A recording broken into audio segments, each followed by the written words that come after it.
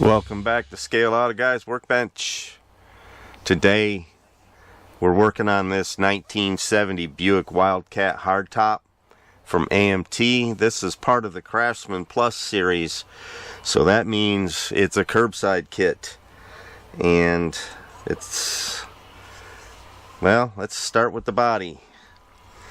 It looks pretty good. It does have a couple of little mold lines up here in the normal spots, and a couple little spots down here on the inside of the body where they separated it from the tree. There's also a couple little sink marks back here and up here on the hood where these locator, I guess you call them pins, where they're located. Well, they left some marks on the top side. That's not a big deal. We'll throw a little putty in there and fix that up. They're not real deep, but they are noticeable, so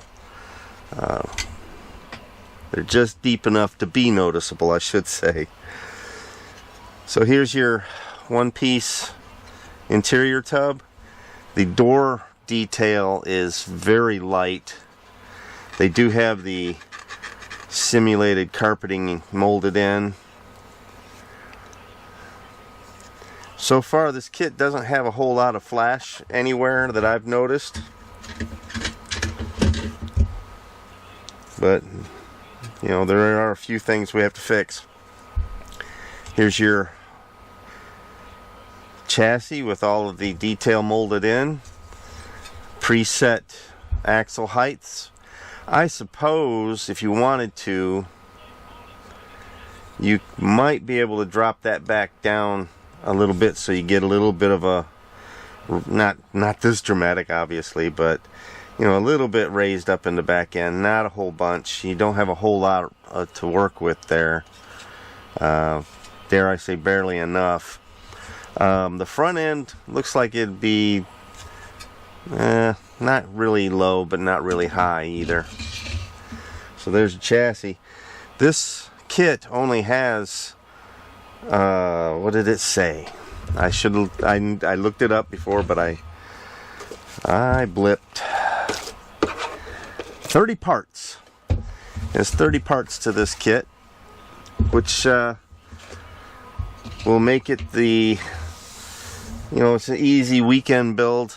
The longest, the hardest part, longest part will be the painting. Other than that, it's all gonna go together pretty easily. Here's your engine insert and your front seats. On this tree, your rear valance, your front seat backs with the center console, and your dash and stock steering wheel. And then we have the chrome tree, which looks really nice. They give you 5 wheels, but they only give you 4 pad printed tires, and these are double white walls. So that's kind of unique. You don't see double white wall very often, but, and on the other side, just a black wall. These are Goodyear bias ply tires, so, and they're semi-squishy. They're solid, they're not hollow tires, but they're not real hard either, so to put the wheels inside of them is going to be pretty easy. Next up is your decal sheet. Now they do give you some flames, which is kind of neat. You don't see flames on a Buick Wildcat that often, but they give you the decals for that anyway. And they do include your dash gauges. That's nice. I like when they include those, except for when they're the real tiny round ones.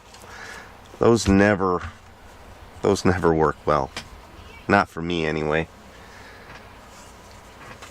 Next up is your 2 metal axles. and 4 screws. This is a screw together car. You don't have to screw it together, but they give you the screws. Might as well use them, right?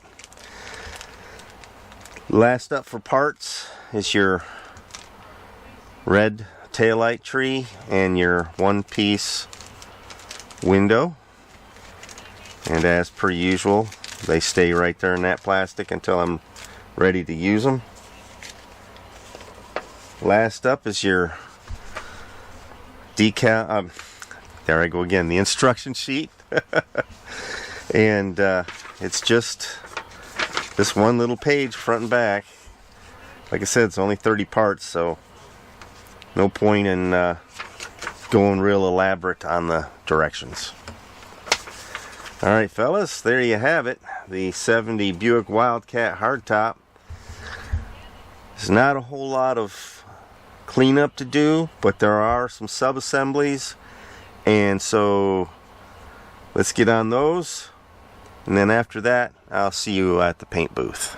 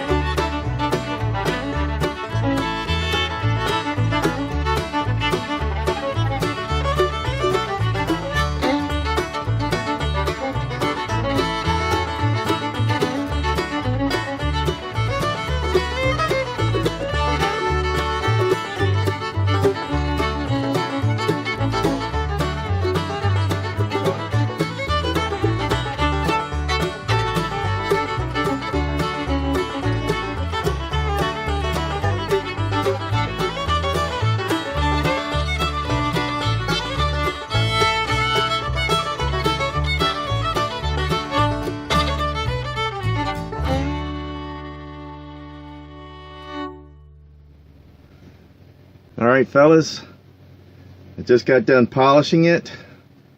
The body looks really good. There is a little bit of disappointment, and it's kind of my fault. It is my fault.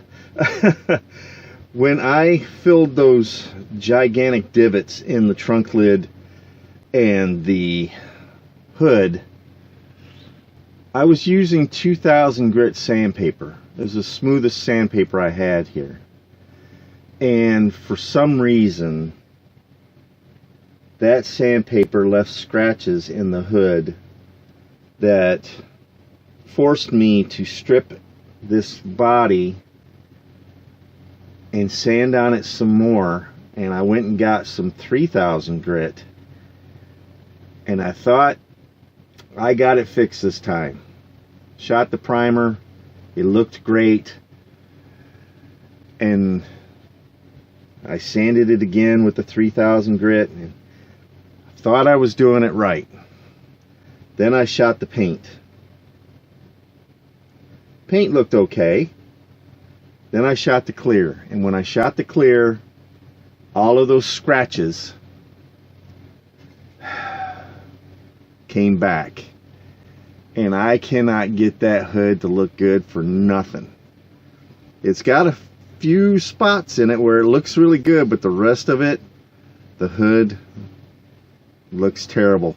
When you look at it from the top, you can see it. At an angle, not so much. So I'm not going to put any more time into that. I am just going to go with it the way it is, and hopefully when I get it all done, that little area on the hood won't be, who am I kidding? It's going to be noticeable, but hopefully it won't be a huge detractor. So with that being said, guess what time it is? Yep, it's bare metal foil time. So let's get started on this. There is a bit of foil to be done on this. Oops. There is a bit of foil to be done on this. There, I got this new mount and everything, and I'm still banging into the camera. Oh my gosh. Anyway, of course, obviously around the windows, a little trim piece here.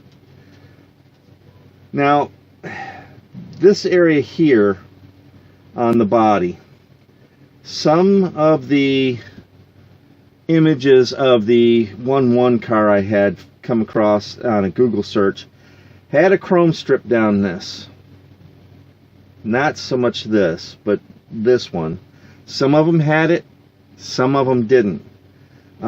They did have the chrome along the bottom, front, back, you know, all the way around. They did have it around the wheel wells. They did have a small strip across the trunk lid here. And so I'm thinking I kind of don't want to put a chrome strip down here. I think that looks good just the way it is.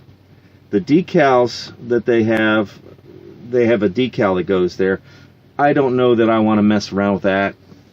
I don't like long, thin decals. They tend to tear out very easily when you're trying to apply them, and I don't think I want to hassle with that.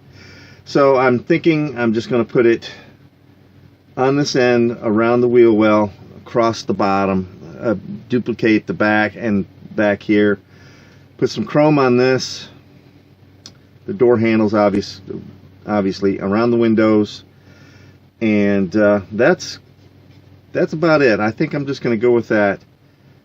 And I don't know, I might change my mind, but that is going to be a hard line to foil because it kind of fades into the body back here, and that's going to be hard to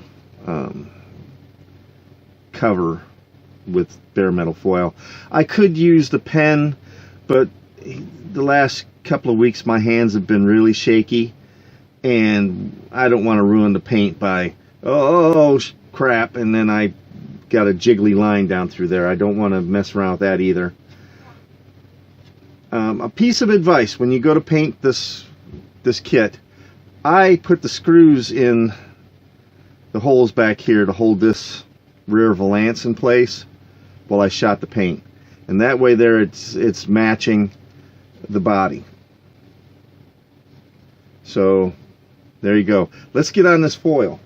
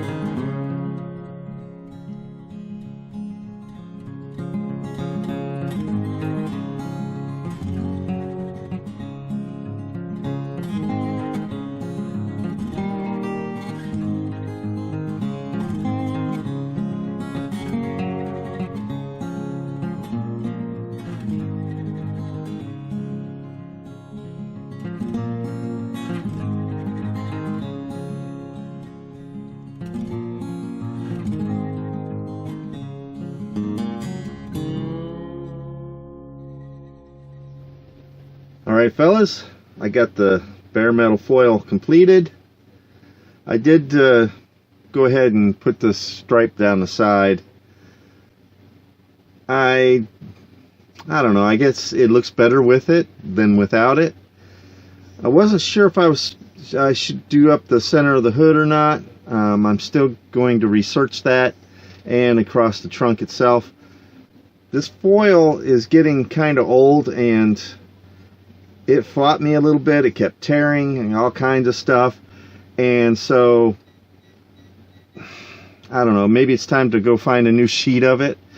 But there it is. Now I took my chrome paint pen and did across the back here and across the front, and I think that looks better than if I would have foiled it. I'm not big on the paint pens, but they do come in handy from time to time. So there it is, all nice, shiny, and bare metal foiled. So let's get on with the final assemblies. We still have to put the glass in, and then put the body on the chassis, the front and rear bumpers, etc., etc. And I'll see you there. Alright fellas, last night when I went to add the clip that you just watched into my video editing software, I came to realize that there's a significant portion of the video that I shot for this build that was missing. I went looking everywhere. I've checked all of my cameras, all of my hard drives, and that footage is just gone. And if you watch the video so far, you already know what section is missing. So I'm going to go ahead and show it to you now, and then we're going to get on to putting decals on and do the final builds. So first off, let me show you the chassis. I went with the white walls on the stock wheels. Of course, that's all they give you is the stock wheels, and that one keeps falling off. I'm gonna have to super glue it on. Silly thing. So that's the bottom of the chassis with the engine insert in it, obviously. Now here's the interior. I went with white seats, white door cards, black dash, black on the back of the seats, and the almost matching paint scheme on the inside, both for the carpeting and the rear dash. So that's how that goes. I simply don't know what happened to the footage that I shot for that build. So anyway, now that you know what that looks like, let's get on with the decals and the final assemblies, and I'll see you at the final. Welcome to the final on this 1970 Buick Wildcat Craftsman Plus series by AMT. I have mixed thoughts regarding this kit.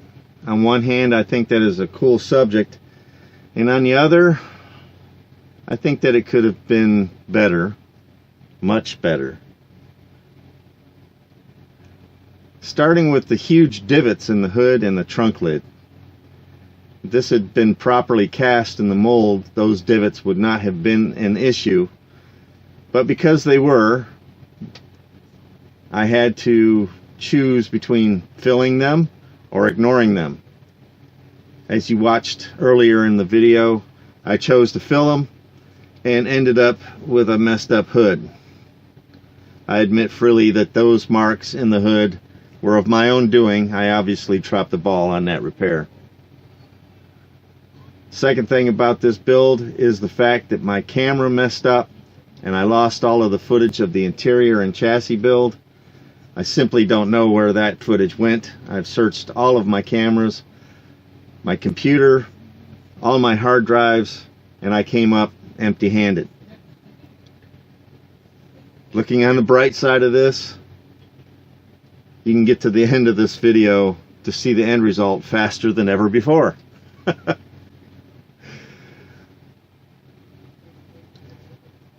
There are a few fitment issues that I want to discuss about this, and well, not a few, just really kind of one.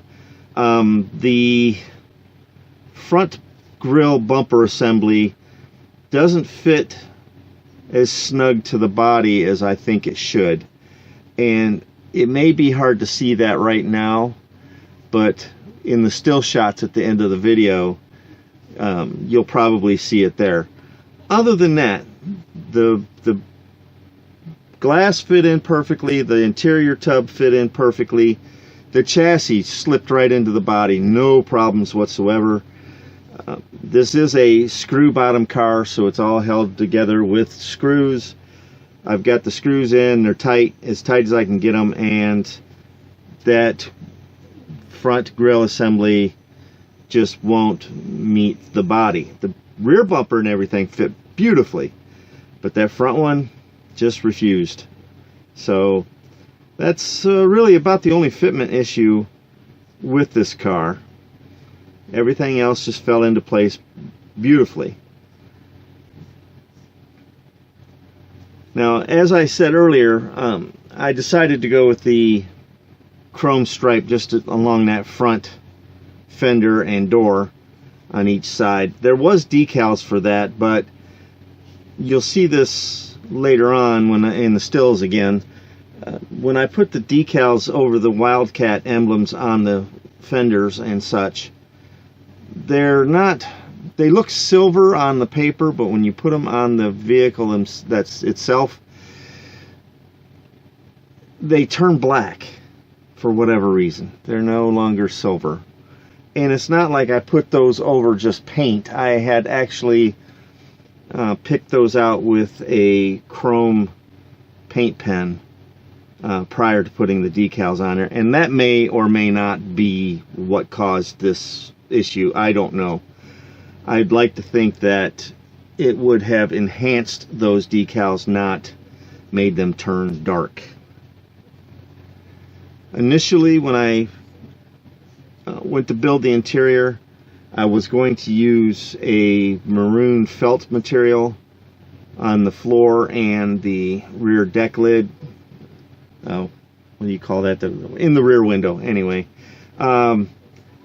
But decided against that due to the thickness of the felt material. It didn't sit in there quite right, and it caused the interior tub to sit too low for the chassis to sit right. So I abandoned that project and just went with a flat paint instead of the felt material. Well, another build is done. I hope that you enjoyed watching this video. If you did, go ahead and click that thumbs up button.